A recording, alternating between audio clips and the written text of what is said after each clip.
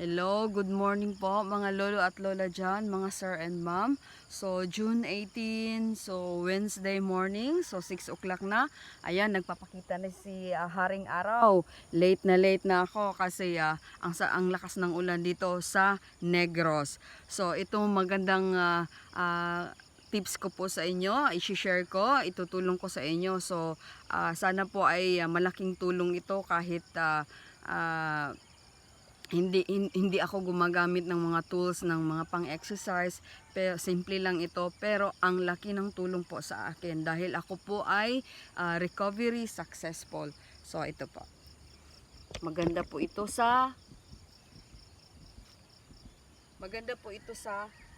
ating mga kamay, sa ating mga daliri, yung hindi pa po na-unlock diyan.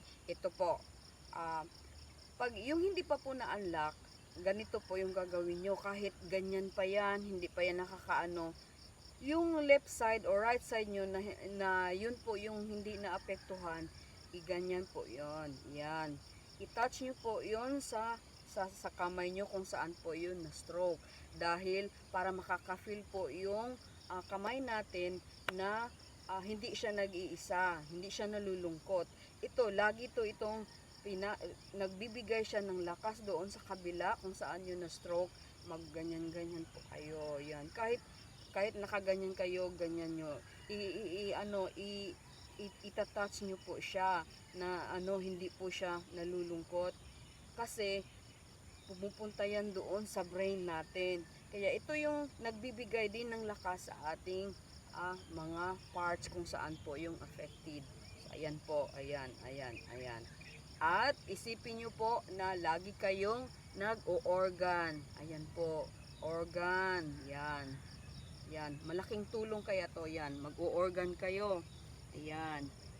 Ito yung ina-apply ko. Kahit wala akong organ, iniisip ko lang na nag-o-organ ako. Ayan po, ayan. Ayan. Aside sa close open, syempre yan. Ang lakas na ng ko kasi 1 year na nga. Ayan, tingnan nyo. Dati ito yung affected ko. Lagi itong nakaganyan. 1 year and 1 month and yes, 1 month. Yan, laging ganyan kasi masakit pa nga yung shoulder ko. Ayan, lagi. So, meron akong napanood na nag-vlog. Ayan po, ayan. Yan, ang laking tulong to. Yan. Mag-organ po kayo, mag-piano kayo. Yan. Kung wala kayong piano, iisipin na lang natin, lagi tayong nagpa-piano. At itong turo doon sa sa school natin, yung nagbabayang magilitay yan. Para pang-unlock po ng shoulder. Ayan, maganda lang po yan. Yan. So, ayan po. Yan ang tulong ko sa inyo para sa ating mga daliri na maa-unlock po. At saka, maglagay po kayo ng oil. Morning at saka evening. Lagyan nyo po ng oil. Yung mga baby oil dyan. Ako, hindi ko naranasan naglagay ng efficacent. Dahil sa mga massage po, ay ginagamit po nila ay ang oil. So magandang tulong po yung oil sa atin kung saan po yung affected dito, yung masakit dito, kung yan, dyan, lagay nyo po sa scapula natin, yung scapula natin. Yes. Ayan.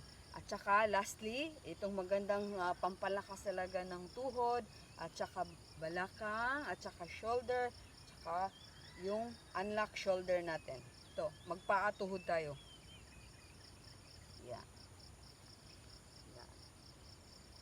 Paa, buhod, balikat, ulo. Ayan. So, I hope magandang matutulong po ito sa inyo.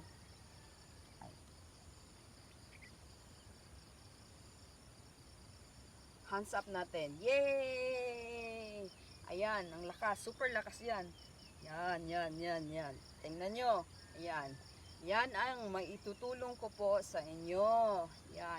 At saka maganda po sa ating utak din ay pupunta tayo sa kung saan po tayo masaya. Andito ako ngayon sa aking garden dahil ako po masaya po dito. So, ito, masaya ako pag meron akong hinahawakan na tools ko. Ayan, pampalinis. Ayan, naglilinis ako kasi mahilig talaga ako sa garden. Kaya ayan yung garden ko. Dito ako nag-spend time kung para magiging masaya ako. So ang ganda ng pakiramdam, magaan talaga yung ulo natin, hindi mabigat na dahil yes, lagi akong masaya. So aware tayo sa mga negative thoughts dyan. So lagi po tayong positive at be always happy. Kung saan po tayong area na masaya tayo, so doon po tayo. So thank you so much and maraming salamat talaga mga ka-recovery.